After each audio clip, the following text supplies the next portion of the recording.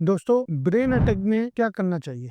Mostly brain attack medicine से manage हो जाते हैं, दवाइयों से मैनेज हो जाते हैं। कुछ ब्रेन अटैक होते हैं जिनमें सर्जरी की जरूरत पड़ती है। तो सर्जरी क्या होती है? ब्रेन अटैक में जो सर्जरी होती है उसमें क्या किया जाता है?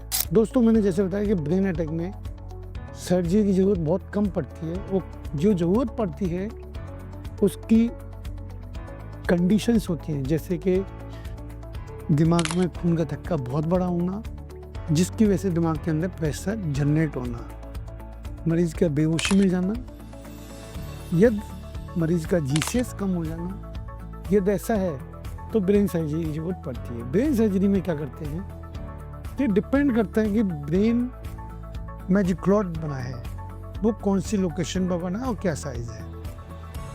तो मेन उद्देश्य होता है अपना ब्रेन सर्जरी का कि ब्रेन का जो प्रेशर बढ़ गया है उसको कम करना। उसको कम करने के लिए जो थक्का जम गया है वो ऑपरेशन करके निकाल दिया जाता है और दूसरे ब्रेन की हड्डी को हटा के या तो पेट में रख दिया जाता है या बोन बैंक होती है उसमें रख दिया जाता है। उससे क्या होता है, ब्रेन को फूलने के लिए जगह मिल जाती है, जिससे ब्रेन का प्रेशर है वो कम हो जाता है।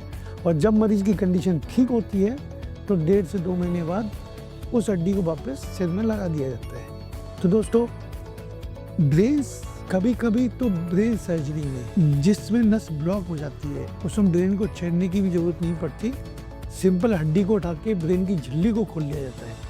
तो ब्रेन सर्जरी से कभी ऐसा नहीं है कि ब्रेन सर्जरी करने के बाद ब्रेन छिड़, एक बार ब्रेन को टच कर दिया, ब्रेन को हैंडलिंग हो गई तो मरीज को प्रॉब्लम बढ़ जाती है। ऐसा कहीं भी नहीं है।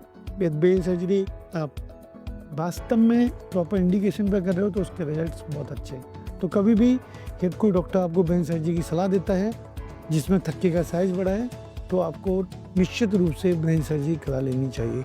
धन्यवाद।